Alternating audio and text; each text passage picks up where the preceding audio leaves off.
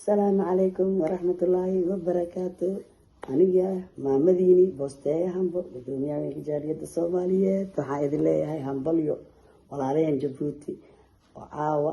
على كودي الدوال دقاء كل سقال بول تضواتني تضغطي حفلة دا أركتين قروح لبضل أدنا أركد دونتي وحان الله هاي مدحوينهن اسمه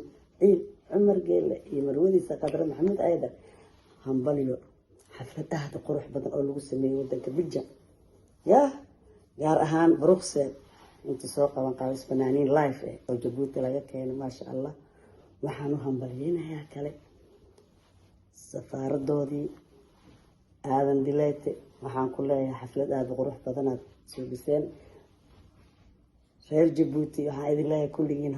hambalyo waa habeenkii calankiina leeg maahino komitiga farxadda badan